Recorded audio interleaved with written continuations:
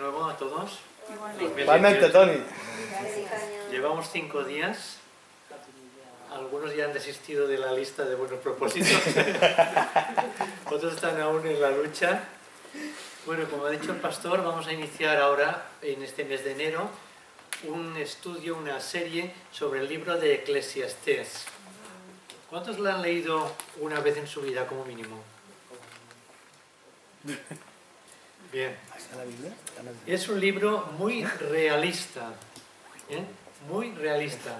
Alguien podría pensar que es pesimista, pero yo diría que es realista. Te hace ver la vida natural, la vida aquí en esta tierra, tal como es, tal como la percibe mucha gente que no conoce al Señor. Así que vamos a hablar en todo este mes sobre este libro, y hoy voy a dar una introducción al libro y también hablaré del aspecto de la vanidad de la vida. Ese es un aspecto. Luego vamos a hablar en otras clases, los viernes, sobre tiempo para todo. ¿Sabéis ese famoso capítulo 3, que hay un tiempo para cada cosa? También de cumplir las promesas que le hagamos al Señor, cumple a Jehová tus votos. Hablaremos de la sabiduría y la insensatez. Este es un tema que se ha hablado ya cuando dimos Proverbios, pero es un tema recurrente en la palabra de Dios. ¿Y por qué hablará tantas veces en esto? Y también Santiago lo dice, ¿no? Pues porque quizás que estamos necesitando de esa sabiduría, ¿verdad? También hablaremos al final de consejos para los jóvenes. Será un tema muy interesante para todos vosotros los jóvenes. Decir que el libro de Eclesiastés es llamado también el libro del predicador. El libro del predicador porque en hebreo significa Coelet, que es el predicador. Y la traducción de la palabra Eclesiastés, ¿no? ¿Suena algo así como Eclesiastés? ¿O suena algo? Eclesia tiene la misma raíz que eclesia, que significa iglesia. Entonces Eclesiastés significa aquel que se sienta en una asamblea, o en una congregación, o en una eclesia, la iglesia, y habla, el predicador. Porque en aquellos tiempos el maestro, el que enseñaba, el que predicaba, lo hacía sentado. De ahí viene ese nombre. Entonces el libro comienza con palabras del predicador, por eso se le llama también el libro del predicador. Y antes de seguir adelante quisiera hacer una oración para que el Señor nos dirija. Y querido Padre, te damos muchísimas gracias de poder acercarnos a tu palabra, Señor. Como ha dicho el pastor, no queremos ignorar las Escrituras y tampoco queremos ignorar tu poder, Señor. Te pedimos que tú te manifiestes en nuestras vidas a través de tu palabra, que te reveles en nuestras vidas, que hagas que en este año valoremos aún más tu palabra, Señor, y al mismo tiempo haya un clamor en nuestro corazón por tu poder verse manifestado en cada una de nuestras vidas, en nuestras familias y también en esta iglesia, Señor, que hagas algo tremendo en este año 2018, Padre. Esperamos en ti, Señor, en tu bondad, en tu misericordia y también en el poder de tu Espíritu Santo. Y te damos las gracias en el bendito nombre de Cristo Jesús. Amén. Bueno, así que es un libro que habla sobre la sabiduría, Eclesiastés. Y forma parte de lo que son llamados los libros poéticos, que son 5 libros. ¿Alguien se acuerda de cuáles son los libros poéticos en la Biblia? ¿Son 5? A ver. Cantares. Eclesiastés. Salmos. Proverbios. ¿Cuál falta? Salmos, Proverbios. Job. El libro de Job. Esos son los 5 libros poéticos. Lo repito. Job, Salmos, Proverbios, Eclesiastés y Cantares. Así que forma parte de los libros poéticos. De estos 5 libros que he mencionado, hay 3 que los escribió Salomón. ¿Cuáles fueron? Salmos, Proverbios y Eclesiastés. ¿Vale? Estos 3. Bien, se calcula más o menos la fecha de en que fue escrito alrededor del año 935 a.C. O sea que estamos hablando de un libro que ya tiene casi 3.000 años. Nos viene ya de lejos, casi 3.000 años. El autor tradicionalmente se le ha atribuido al rey Salomón. Hubo algunas luchas al principio que no le querían dar esa autoría, pero sí, es el rey Salomón, que significa su nombre pacífico. Él mismo se identifica en el primer versículo de este libro, pero sin mencionar el nombre, diciendo, Eclesiastés 1.1, ¿lo pones, por favor? Dice, palabras del predicador, hijo de David, rey en Jerusalén. Salomón fue el hijo menor de David y de Betsabé. Fue el tercer rey de Israel. El primero, ¿alguien se acuerda de quién fue el primero? Saúl. El segundo, David. Y el tercero, Salomón, hijo de David. Bien, él reinó 40 años sobre Jerusalén, como aquí dice en el primer versículo, palabras del predicador, hijo de David, rey en Jerusalén. A Salomón se refieren las alusiones que se hace a lo largo de todo el libro, alude a la sabiduría, a los placeres, a las construcciones, a los servidores que tenía, a sus criados, a las riquezas, a las mujeres. Hablando de mujeres, ¿sabéis que tuvo 1000 mujeres, Salomón? 700 mujeres, esposas reinas, y 300 concubinas, 1000 mujeres. Tremendo. Y dice que a todas las amó. Lo pone en alguna parte de Primera de Reyes. Pobre Meucha. Pobre, pobrecito. Yo tengo una y ya... ¿Vale? Imaginaos con 1000 mujeres. Las decisiones lo llevarían de cabeza. Oye, Salomón, el palacio tienes que decorarlo de color verde, las cortinas están anticuadas, 1000 mujeres llevándole de cabeza. Bueno, al final lo llevaron a la perdición, porque dice que lo llevaron a adorar dioses paganos. Levantó lugares altos, a Moloch, a Quemos, a Astoret. Bueno, al final las mujeres dice que lo pervirtieron, porque eran mujeres, muchas de ellas, que eran de pueblos paganos. Cuidado, que Dios había prohibido casarse con mujeres que no pertenecieran al pueblo de Israel, a su pueblo. Y sin embargo era el hombre más sabio que ha habido en la tierra. Imaginaos que el más sabio al final de su vida la pifió, la estropeó. Nosotros tenemos que andar con pies de plomo, con mucho cuidado y con mucho temblor delante del Señor. Cuidado, Mire que el que esté en alto, cuidado que no caiga, dice el apóstol Pablo. Bien. Dice que él sobrepasó en todas estas cosas a todos los reyes que habían estado antes que él en Jerusalén. Desde luego, Salomón vivió como un rey. De hecho, era un rey. No le faltó de nada. Tenía todo, toda clase de lujos, de ganado, de vacas, de corderos. Tenía un montón de dinero, de oro, de plata. Él fue el que construyó el famoso templo que lleva su nombre, el templo de Salomón, que fue el que sucedió al tabernáculo desmontable que había en el desierto. Imaginaos el templo de Salomón al lado del tabernáculo, pues era mucho más majestuoso y ya era fijo, estaba ya allí en Jerusalén. Pues dice la palabra que, bueno, él todo eso no le llenó, hizo un templo maravilloso que todo el mundo le halagaba por eso, pero él no estaba satisfecho. Ahora veremos cómo andaba su corazón, ¿no? En las luchas que él pasó. En Eclesiastés 1:16 dice: hablé yo en mi corazón diciendo, he aquí yo me he engrandecido y he crecido en sabiduría sobre todos los que fueron antes de mí en Jerusalén, y mi corazón ha percibido mucha sabiduría y ciencia. Él era consciente de que había crecido en sabiduría, porque Dios se manifestó a él y le dijo que le pidiera lo que quisiera. Y le podía haber pedido poder, riquezas, y sin embargo le pidió sabiduría. Y Dios le dijo, puesto que no me has pedido todo esto, sin embargo me has pedido sabiduría, te la voy a dar, ¿no? Y en abundancia se la dio. En Eclesiastés capítulo 2, del 1 al 9 dice: dije yo en mi corazón, ven ahora te probaré con alegría, y gozarás de bienes, mas he aquí que esto también era vanidad. A la risa dije, enloqueces, y al placer dije, ¿de qué sirve esto? Propuse en mi corazón agasajar mi carne con vino, que anduviese mi corazón en sabiduría, con retención de la necedad, hasta ver cuál fuese el bien de los hijos de los hombres, en el cual se ocuparan debajo del cielo todos los días de su vida. Engrandecí mis obras, edifiqué para mí casas, planté para mí viñas, me hice huertos y jardines, y planté en ellos árboles de todo fruto. Me hice estanques de aguas, para regar de ellos el bosque donde crecían los árboles. Compré siervos y siervas, y tuve siervos nacidos en casa. También tuve posesión grande de vacas y de ovejas, más que todos los que fueron antes de mí en Jerusalén. Me amontoné también plata y oro, y tesoros preciados de reyes y de provincias. Me hice de cantores y cantoras, de los deleites de los hijos de los hombres y de toda clase de instrumentos de música. Y fui engrandecido y aumentado más que todos los que fueron antes de mí en Jerusalén. A más de esto conservé conmigo mi sabiduría.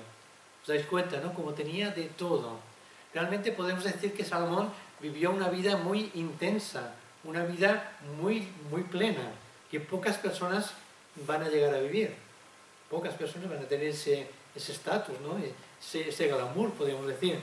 Pero fijaos que él siempre dice, me estaba muy centrado en esa filosofía que hoy pulula, que es el yoísmo, o esa comida favorita que es el solo mi yo, el yoísmo, y lo están entronizando como si fuera una virtud, y yo creo que es un gran defecto el yoísmo, porque es todo lo contrario a lo que la Biblia nos enseña. La Biblia nos enseña a menguar yo y a que Él crezca en mí, que Jesús crezca en mí y que nuestro yo vaya menguando. Más de ti y menos de mí, como cantamos en una canción, ¿verdad? La Biblia enseña a pensar en el prójimo, a amar al prójimo como a ti mismo, no centrarte en ti mismo. Bien, vamos a ver ahora el mensaje que contiene el libro de Eclesiastés. Tiene un mensaje que, como he dicho, en un principio puede parecer muy pesimista, pero es muy realista. Y es aquello que ve una persona que, en este caso, él creía en Dios. Salomón no había tenido el privilegio de poder cantar, como hemos cantado nosotros, maravilloso eres Jesús, porque él no había conocido a Jesús todavía, porque vivió antes que él. Sabéis que la revelación de Dios ha sido gradual en los siglos, en la historia de la humanidad, se ha ido revelando a través de su naturaleza, la creación, a través de los profetas, y finalmente a través de la revelación de su propio Hijo, encarnándose como Hijo de Dios aquí en la tierra para venir a salvarnos.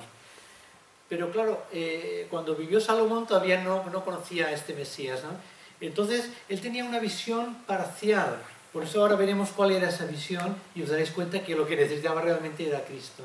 Y nosotros, los creyentes, los cristianos de la época de la gracia, somos unos verdaderos privilegiados de poder saborear la gracia de Dios y experimentarla en nuestras vidas.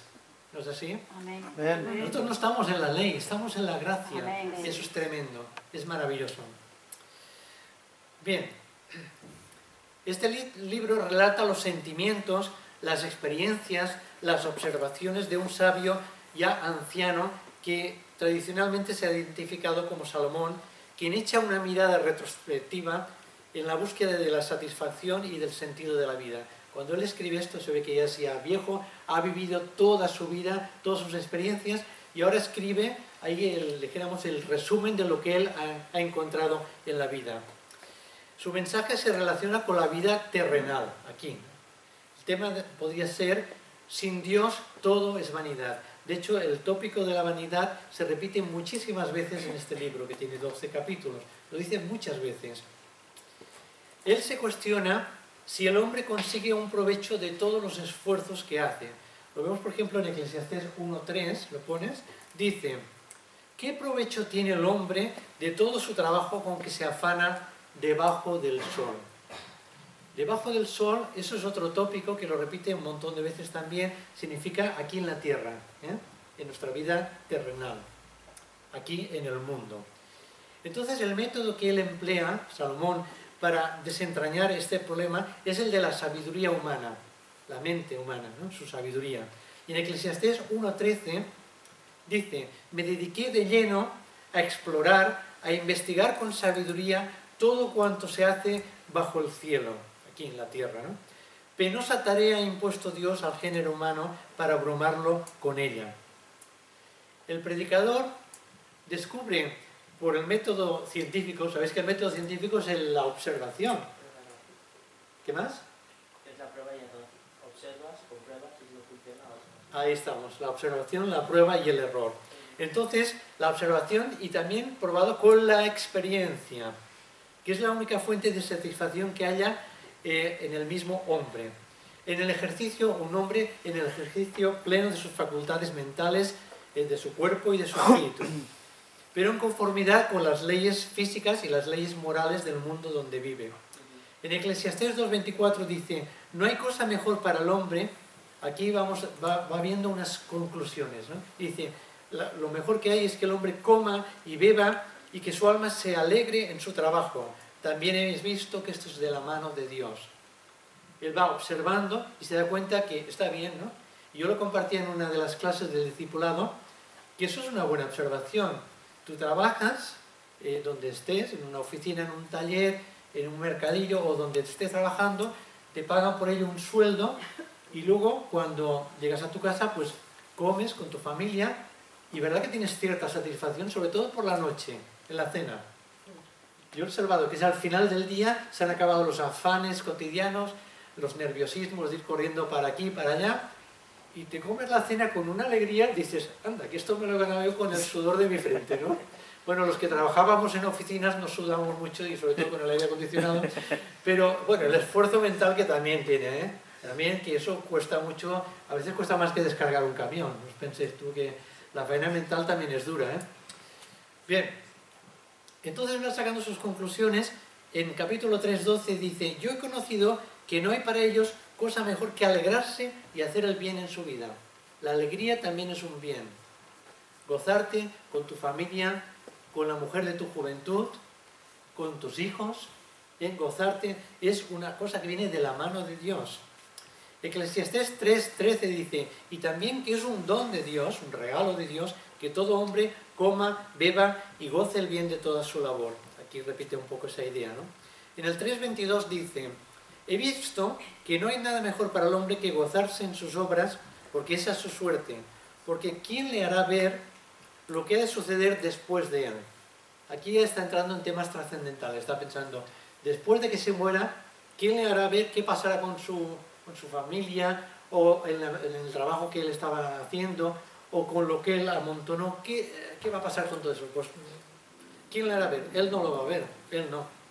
Y dice, en el 5:18, he aquí pues el bien que yo he visto, que lo bueno es comer y beber y gozar uno del bien de todo su trabajo con el que uno se fatiga debajo del sol, todos los días de su vida que Dios le ha dado, porque esta es su parte.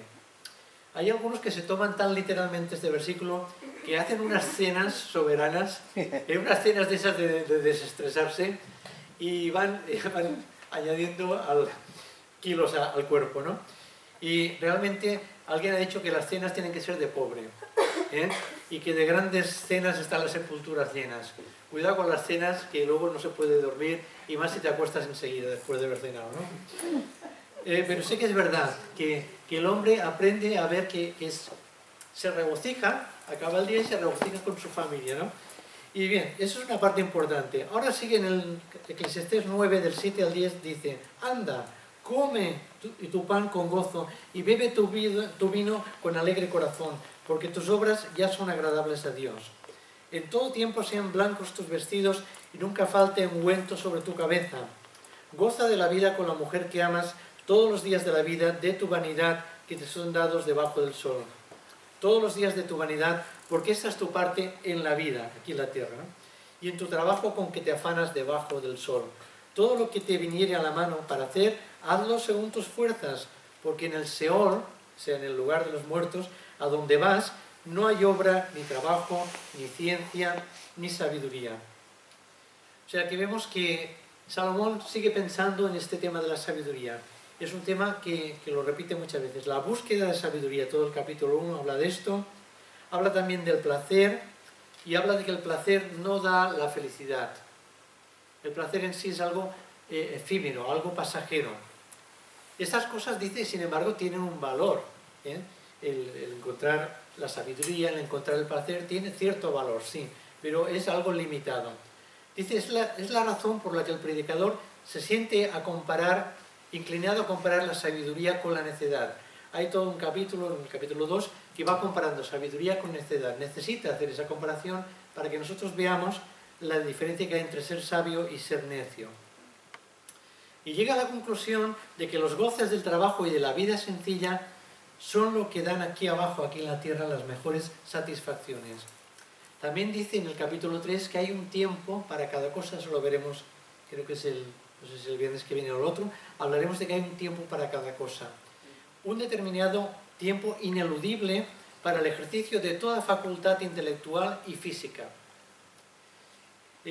Todo es hermoso en su tiempo, dice en el capítulo 3, y dice que hay un tiempo para cada cosa, ¿no? Y todo es hermoso. Cuando eres joven te gusta correr más, ir deprisa. Cuando eres mayor te gusta estar más reposado y darle más a la mente, pensar más, desarrollar más la sabiduría, no actuar impulsivamente.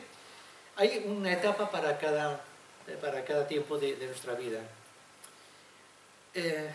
Para el ejercicio de toda facultad intelectual y física. Dice, pero la injusticia y la opresión impiden frecuentemente que uno goce de ello. Se da cuenta que hay mucha injusticia en la vida y conforme vas ganando años te das cuenta que eso es verdad.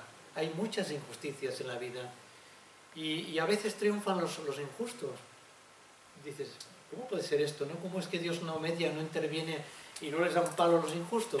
Bueno, pues porque dice que Dios hace llover sobre justos e injustos, pero hay un tiempo que juzgará a cada cual, ¿no? Y pedirá cuentas a cada uno de la obra que haya hecho.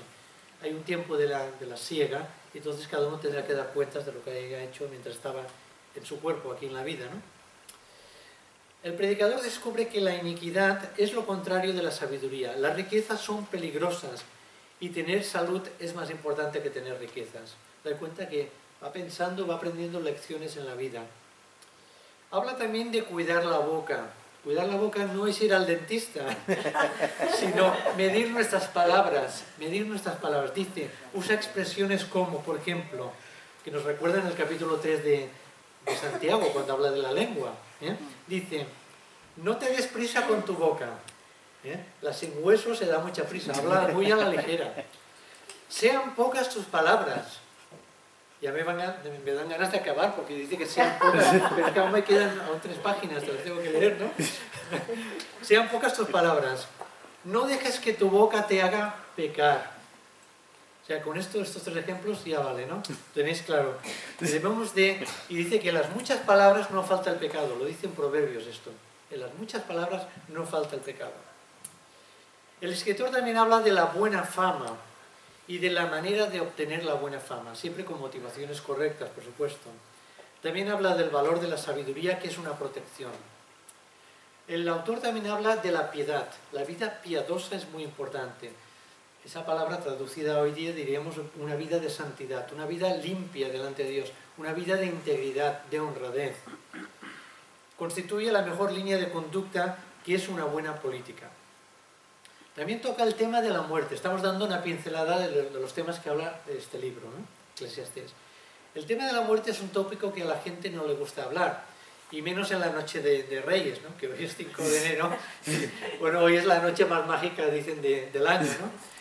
No nos amargues, Tony, no nos hables ahora. Tengo que un parafrito solamente, la muerte. Tengo que decirlo, porque ese es un tema de Eclesiastés. El 9.3, ¿lo pones, por favor? 9.3 dice, este mal hay entre todo lo que se hace debajo del sol, aquí en la tierra, que un mismo suceso acontece a todos, y también que el corazón de los hijos de los hombres está lleno de mal y de insensatez en su corazón durante su vida, y después de esto se van a los muertos. Y les acontece a todos, dice que lo mismo le pasa a los ricos que a los pobres, se mueren. Le pasa a los hombres que a las mujeres, se mueren. A los hombres que a los perros, se mueren. Eso es una realidad. Y todo vuelve al polvo, tanto el hombre como la bestia. Nada se lleva allí. Y al hombre le desespera abandonar, al morir, todo aquello que consistía su orgullo, su riqueza y su vida aquí abajo. Se desesperan, sobre todo los que son muy ricos, cuando ven ya que se están muriendo, hay camas arañadas, las cabeceras de las camas, arañadas, al ver de rabia, de desespero, de ver que estaban perdiendo la vida y que estaban dejando aquí todo el dinero que habían amontonado a lo largo de sus 70, 90 años de su vida. Les da rabia dejarlo aquí, pero como dice el pastor muchas veces, en los entierros nunca va un camión detrás con todo el oro, la plata, los muebles o las riquezas que había amontonado esa persona, es así. En Eclesiastés 5.15 dice, como salió del vientre de su madre, desnudo, así vuelve, yéndose tal como vino, y nada tiene de su trabajo para llevar en su mano. Se queda todo aquí. En el 5.15, bueno, ya lo he leído, en el 9.5 dice, porque los que viven saben que han de morir. Eso es una gran verdad. Los que viven, nosotros que estamos aquí ahora, y los que están ahí fuera, saben que van a morir. Pero los muertos nada saben, ni tienen más paga, porque su memoria es puesta en olvido. Su memoria es puesta en olvido. Como más hay una lápida que pone una frase de esa persona y tal, pero con el paso de los años la gente se olvida de quiénes habían sido todos esos que hay allí, en los nichos o en el suelo. Se olvidan. Y lamentablemente se van a olvidar también de nosotros, el día que nos estemos, con el tiempo. Bueno, la familia aún nos recordará, por supuesto, pero los compañeros de trabajo, tus amistades, los vecinos, con el tiempo se van olvidando de eso. Pero a raíz de lo que dice de que saben que han de morir, ese saber que vamos a morir produce en la gente un temor a la muerte. Y por eso Hebreos 2.15, en la Nueva Versión Internacional, dice que Jesús vino a librar a todos los que por temor a la muerte estaban sometidos a esclavitud durante toda la vida. Hay gente que vive toda la vida con miedo a la muerte. ¿Es verdad o no es verdad? Hay gente que vive, y sobre todo conforme se van haciendo viejos, que van viendo ya las orejas al lobo, como se suele decir, y ya tienen tantos achaques físicos, saben que pronto van a morir, y hay gente que tiene mucho miedo a la muerte. El famoso filósofo Descartes, que ya está descartado, porque ya murió, yo vi su tumba, está en París, en un museo, y ahí está Descartes, y también está Pascal, y está también Víctor Hugo, y varios más, ¿no? Descartes, cuando murió, dicen los biógrafos que su cabecera estaba arañada de rabia, de desespero, porque se iba a morir. Estaba con sus uñas arañando, agarrándose a la vida porque no quería morir. Bueno, entonces dice aquí que Jesús vino a librarnos de ese temor a la muerte. Qué bueno, ¿no? Para que no estemos sometidos a esclavitud todos los días de nuestra vida. Que no tengamos miedo a morir. Los creyentes somos los que menos miedo, vamos, no deberíamos tener ningún miedo a morir, porque pasamos a mejor vida. Porque aquí se quedan las lágrimas, el dolor, las enfermedades, el sufrimiento. Todo esto se va a quedar aquí. Y allá vamos a tener goces para siempre, por toda la eternidad. Amén. Século a século, por los siglos de los siglos. Es así. Ya dejo el tema de la muerte, ahora vamos a hablar de los jóvenes. Exhorta a los jóvenes, en los últimos capítulos, a gozarse en su fuerza, en su juventud, pero sometiéndose a las leyes morales. Pide a los jóvenes que se acuerden de Dios ahora que son jóvenes, antes de que vengan los días en que no hay contentamiento. Y eso es una gran verdad. Cuando te haces mayor, y cuanto más mayor te haces, te empiezan a doler las rodillas, las articulaciones, y vienen días que no tienes contentamiento. Yo todavía estoy contento, con 60 días. Pero veo a la gente que ya van por los 75 y 80 que no están contentos. Ya les da igual un día que otro. Y se levantan un día y otro día y un día más, y ven que se van acercando al desenlace, ¿no? Entonces, por eso dice a los jóvenes, acuérdate de Dios en los días de tu juventud. Antes de que lleguen esos días en que tengas que hacer 2 listas, la de la compra y la de la farmacia. Yo ya hago 2 listas, porque si no se olvidan. Bien, Eclesiastés 12 dice, 12 del 13 al 14 dice, el fin de todo discurso oído es este, teme a Dios y guarda sus mandamientos, porque este es el todo del hombre. Porque Dios traerá toda obra a juicio juntamente con toda cosa encubierta, sea buena o sea mala. ¿Os dais cuenta de lo que decía antes? Las cosas que ahora no se ven, los corruptos que ahora no descubran en estos años, que estamos viendo en las noticias, estos corruptos que no los pillen ahora, los pillará Dios. O sea, que no van a escapar, ¿eh? O sea, al final van a tener que rendir cuentas de sus obras, sean buenas o sean malas. Bien. El argumento de Salomón se basa en la relación del hombre con Dios, en la medida en que lo conoce, a través de la naturaleza y de la experiencia. Los baremos que tiene Salomón son eso, el conocimiento que él obtiene por observar la naturaleza, la creación de Dios y por su propia experiencia de los años.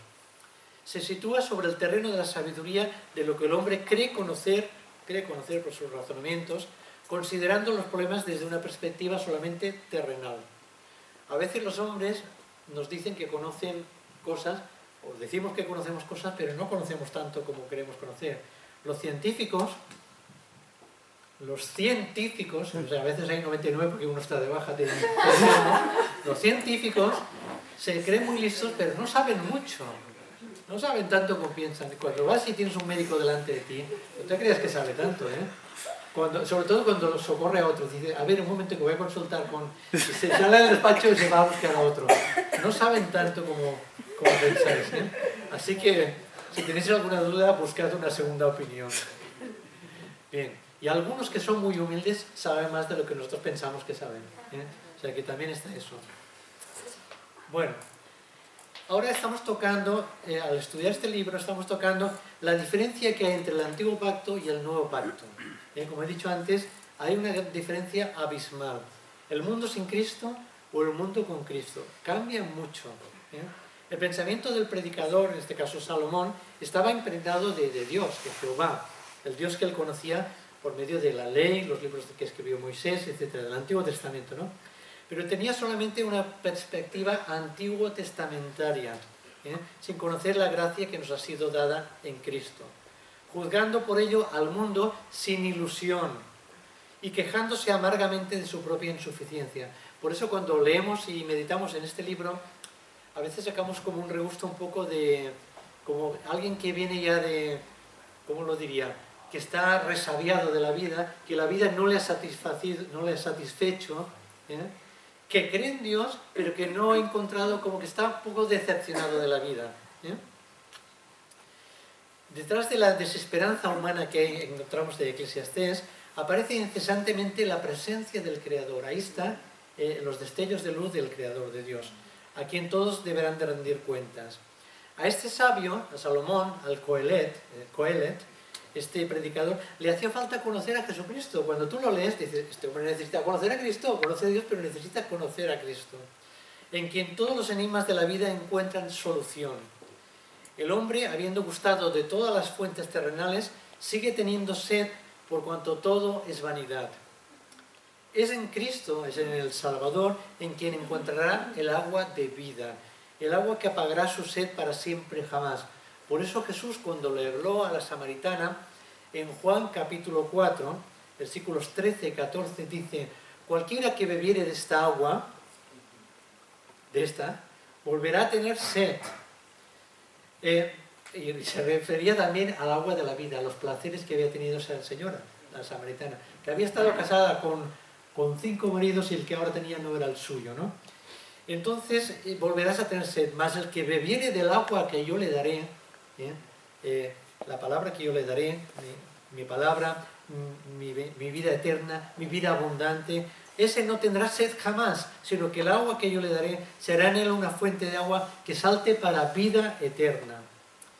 En Eclesiastés 3:11 dice, todo lo hizo hermoso a su tiempo y ha puesto eternidad en el corazón de ellos. Fijaos en esa frase, ha puesto eternidad en el corazón de ellos, de la gente, de la humanidad. Eso explica, da a entender el por qué toda la gente va buscando un algo, le falta algo. Le falta la vida espiritual, la vida de comunión con Dios. Y ese agujerito, ese hueco que tiene, que solamente lo puede llenar Dios, es como un puzzle que ninguna pieza encaja y va poniendo, yo qué sé, el deporte, la política, la religión, el dinero, los placeres, pero no encaja. Hasta que pone a Cristo en ese hueco en su corazón, y encaja perfectamente. Era lo que me faltaba, conocer al Señor. Entonces, es lo que Blas Pascal dijo, porque era creyente, ese científico, era un creyente evangélico. Él dijo, el hombre tiene como un hueco que solamente Dios puede llenar y satisfacer. Este libro es la respuesta a la más contundente contra el orgullo de la gente que se cree saberlo todo, el orgullo que tiene ese orgullo humano y su pretensión de prescindir de Dios. Por ahí fuera, detrás de esas puertas, hay mucha gente que dice que yo no necesito a Dios. Yo vivo, yo me satisfago a mí mismo, soy autosuficiente. Y a eso va la filosofía de este mundo cada vez más, ¿no? Entonces, este libro Eclesiastés es la respuesta más contundente contra esta gente que cree eso, porque le da a entender que todo lo que puedas hacer en la vida al final te va a dejar insatisfecho. La obsesión por la muerte y la destrucción solo se puede desvanecer poniendo toda nuestra esperanza en Dios y en la eternidad. Ahora voy a dar unas pinceladas sobre lo que es la vanidad de la vida. Al parecer, Salomón escribe este libro cuando ya está acabando su vida, después de haber estado alejado de Dios cierto tiempo, por aquello que decía de los ídolos paganos que tuvo al final de su vida.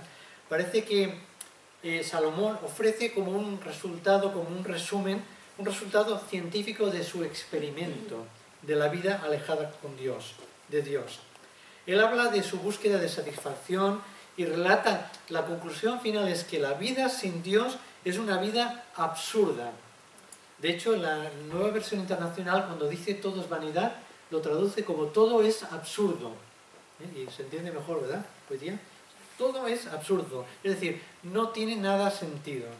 Salomón dice que la vida sin Dios es una vida sin gozo y sin verdadero significado. Y a esta misma idea y conclusión llega mucha gente. ¿Lo habéis notado, vuestros compañeros estudiantes? Aún son jóvenes para llegar a esa idea, pero van llegando, ¿no? Van llegando. Y los compañeros de la gente que tenemos ya 50, 60 años, lo veréis, vuestros vecinos, que muchos dicen, esta vida es una mentira, esta vida es una farsa, ¿no es así? ¿Nos lo dicen? Han llegado a esa conclusión, dicen todo es mentira, todo es falsedad e hipocresía. Bueno, pues estaba llegando a la misma conclusión que el sabio Salomón. La misma conclusión. Solamente que Salomón conocía a Dios. Pero decía, yo conozco a Dios, pero lo que estoy viendo es una farsa, es una mentira, está todo torcido.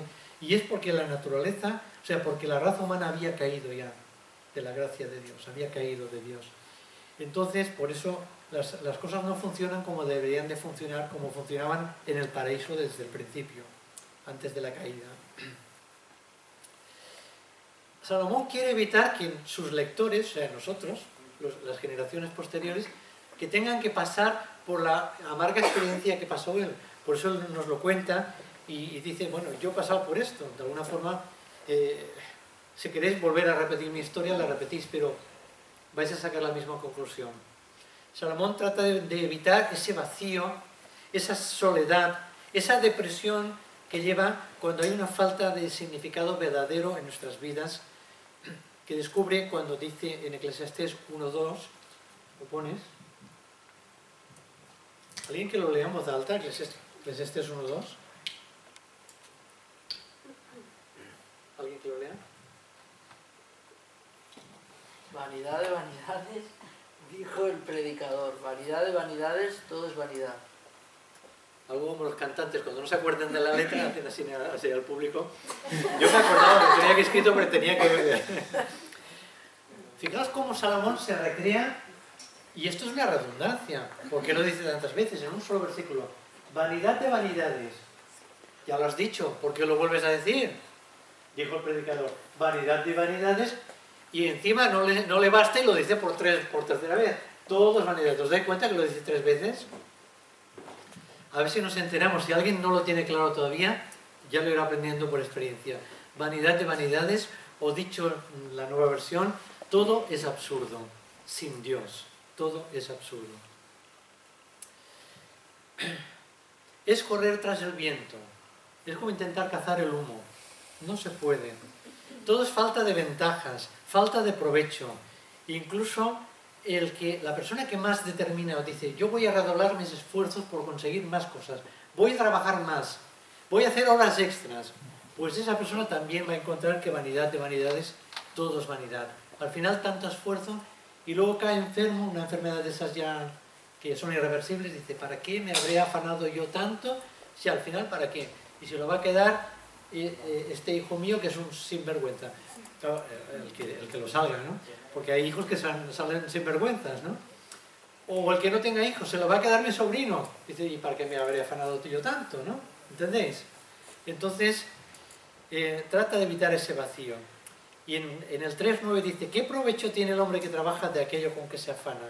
Sigue con esa idea de que todo es fútil, vacío, sin sentido, efímero, y enigmático. Enigmático en el sentido de que a veces no entendemos lo que nos sucede en la vida, pero tarde o temprano iremos comprendiendo por qué Dios ha permitido que nos sucedieran cosas. Nos las irá aclarando. Y si no las entendemos aquí, las entenderemos allá. Eclesiastés revela con una gran dosis de realismo la depresión que inevitablemente resulta de buscar la felicidad en las cosas de aquí, de la tierra, del mundo. Este libro da la oportunidad a nosotros los cristianos de ver el mundo a través de los ojos de una persona que, aunque era muy sabia, está tratando de encontrar el sentido de la vida solamente en las cosas de aquí, las cosas temporales. Ese es el problema que tenía Salomón, que era creyente pero solamente buscaba en las cosas terrenales. Ahí tuvo un fallo. Al final de su vida se dio cuenta, se fue dando cuenta, ¿no? Y por eso que da ese consejo a los jóvenes, que busquen a Dios, que lo busquen. Este libro la mayor parte de los placeres mundanos que son explorados por este predicador, ninguno le proporciona un sentido significativo a la vida. Y finalmente llega a una conclusión. Llega a aceptar que la fe en Dios es la única manera de encontrar un significado personal. Por eso tu vida y mi vida cambió en el momento en que conocimos al Señor. Yo no era una mala persona. Yo no había sido drogadicto, no me había desviado, no había sido ladrón, no había sido mujeriego, ni nada de eso. De hecho, cuando mis compañeros de colegio se iban con las chicas, a conocer chicas, yo me iba a hacer rutas por las papelerías de la ciudad donde vivía, por las librerías. Me gustaba mirar escaparates de libros. Me dio por aquí. En lugar de ir a perseguir a las chicas monas, se va a mirar escaparates de librerías. Pues me dio por ahí. Pero cada uno tiene un defecto, ¿no? Bien. Entonces, lo que vengo a decir es que el Señor quiere que andemos con Él, que le conozcamos, y si puede ser de joven. Yo le conocí con 17 años y estoy contento, y ojalá lo hubiera conocido a los 5 o 6 años, porque yo creo que un niño se puede convertir a esa edad, a los 5 o 6, y de hecho se convierten en esas edades. O sea que prediquemos el Evangelio también a los niños, porque se pueden convertir y se convierten. Así que como Juanjo dice que ha desperdiciado 12 años de su vida, yo me convertí a los 17, si se puede conocer a los 6, pues eso, pues unos 11 años de mi vida he desperdiciado. Ojalá lo hubiera conocido antes, ¿no? Ojalá me hubieran hablado antes del Señor. Él decide aceptar que la vida es breve e inútil sin Dios. Reconoce que la vida es breve, es cortita, Y cuando eres más mayor, los años van pasando más deprisa. Así que nos enfocarnos en el Dios eterno en vez de en el placer temporal. Si tuviera que hacer un breve resumen de Eclesiastés, diríamos que la palabra traducida como vanidad es absurdo, es la palabra absurdo. Y aparece frecuentemente, muchas veces, en el libro de Eclesiastés. Al final, los logros humanos más impresionantes serán dejados atrás.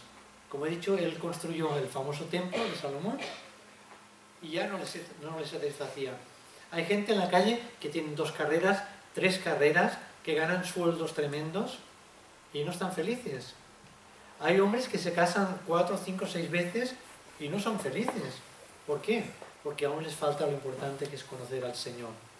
Al final, los logros humanos más impresionantes serán olvidados.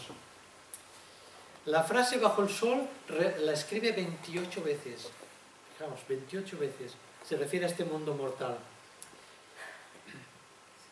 Los primeros 7 libros de este libro describen todas las cosas mundanas bajo el sol, ¿no? Habla del descubrimiento científico, de la sabiduría, de la filosofía, de la alegría, del alcohol. También dice que se dedicó al alcohol. Tenía sus botellones en sus jardines, que tenía grandes jardines. Por ahí hacía sus botellones, sus fiestas, sus litronas, y dice que todo eso no le hacían feliz. Se dedicó a la arquitectura, como he dicho, construyó el templo, pero también construyó su casa, mi casa. Y hizo una casa muy grande, muy espaciosa, con mármol, luego tenía sus palacetes, tenía de todo, y sin embargo no era feliz. Tenía lujos, tenía grandes posesiones, tenía grandes admiradores, venían de todos los países del mundo, venían a escuchar de su sabiduría. Vino la reina de Sabá, con acento en la segunda A, Sabá, no de Saba, sino de Sabá, y aquella le puso grandes enigmas y misterios, le hacía preguntas así capciosas como los fariseos que querían pillar a Jesús en alguna cosa que no le supiera dar la respuesta, y Salomón dice que le respondía todo a la reina de Sabá, y se quedaba pasmada y decía: yo había oído de tu sabiduría, pero ahora que te conozco personalmente, veo que eres más sabio de lo que me habían dicho. Fijaos si tenía sabiduría Salomón. Bueno, pues con toda esa sabiduría no era feliz tampoco. Bueno, entonces él ve que todo es correr detrás del viento y era todo vacío. Va probando, aún prueba la moralidad y tampoco le satisface la moralidad. Él encontró que todo era vanidad, que la diversión era temporal, que sin Dios nada tenía propósito ni sentido. Yo pienso que Salomón tenía demasiados juguetes, va con la noche de hoy. Tenía demasiados juguetes. Y nosotros también tenemos demasiados juguetes a veces. La vida es más sencilla, ¿eh? El Señor quiere que le busquemos a Él. Y a veces tenemos demasiadas cositas materiales que nos apartan de Él mismo. Los capítulos 8 al 12, los últimos, describen las sugerencias y comentarios del predicador sobre cómo debe de vivirse la vida. Él llega a la conclusión de que sin Dios no hay verdad ni significado para la vida. Él ha visto muchos males, muchas injusticias, y se ha dado cuenta de que los mejores logros del hombre para nada sirven a la larga. Así que aconseja al lector conocer a Dios desde su juventud y seguir y hacer la voluntad de Dios. Hay aquí algunas referencias proféticas que podíamos aplicar. Para todas las vanidades que están escritas en este libro, Eclesiastés da una respuesta en Cristo. Por ejemplo, Dios juzga al justo y al impío, y los justos son solo aquellos que están en Cristo. Como dice en 2 Corintios 5:21, que no vamos a ver ahora. Dios ha colocado deseo de eternidad en nuestros corazones y ha provisto el camino a la vida eterna a través de Cristo. Dice: yo soy el camino, nadie llega al Padre sino por mí. Él es el camino al Padre. Cada desilusión, cada vanidad descrita en Eclesiastés tiene su respuesta y su remedio en Cristo, quien es la sabiduría de Dios y el único significado verdadero que encontramos en la vida. Ahora una aplicación práctica, y ya estoy terminando. Eclesiastés ofrece a nosotros los cristianos, los creyentes, una oportunidad de entender el vacío y la desesperación que tienen aquellos que aún no conocen a Dios. Porque a veces no nos ponemos en la piel o en el zapato del que no conoce a Dios. Como nosotros ya le conocemos, yo ya tengo el billete para el cielo, ¿no? Y a veces nos despreocupamos. Pero tenemos que entender a veces la miseria, la soledad, la depresión, el vacío que experimentan las personas que están a nuestro lado, que no le conocen. Y eso nos tiene que mover a compasión, a hablarles del Evangelio, a hablarles de la experiencia que nosotros hemos tenido al conocer a Cristo, a compartirles la palabra de Dios y decirles: pues el Señor te está buscando a ti como me buscó a mí, ¿no? Y que el que a mí viene yo no le echo fuera. Y te puede contar: yo los que he hecho muchas cosas malas, dice, no importa, dice la palabra que el que a mí viene yo no le echo fuera, el cual te incluye a ti también. Hayas hecho lo que hayas hecho, el Señor te va a perdonar, ¿eh? Así que nos tiene que poner esa carga por los que no son creyentes. Aquellos que no tienen una fe salvadora en Jesucristo se enfrentan con una vida que acabará, una vida que terminará, la muerte, y se volverá irrelevante. ¿Por qué? Porque por mucho que hayan hecho, acabarán olvidándose de sus hechos, de sus memorias, de sus logros, de sus hitos. Se acabarán olvidando de ello, ¿verdad? Bien, si no hay salvación y no hay Dios, entonces no solo la vida no tiene sentido, sino que tampoco hay un propósito o dirección para ella. Por eso hay filósofos como Sartre, Camus, estos existencialistas, que le encontraron un absurdo a la vida, pues lo mismo que Salomón. Sin Dios no hay sentido a nada. Y por eso muchos llegan al suicidio, se matan, porque no le encuentran un sentido a la vida. ¿Entendéis? El mundo bajo el sol, separado de Dios, es frustrante, es hostil, es cruel, es injusto, es breve y carente de sentido. Pero con Cristo la vida es solo una sombra de las glorias venideras que nos están esperando en el cielo. El cielo solamente es accesible a través de Cristo. Si quieres entrar en el cielo, tienes que dejar entrar primero a Cristo en tu vida, en tu corazón. Para concluir, podríamos resumir el libro en la frase que está en Eclesiastés 12:13 y con ello acabamos.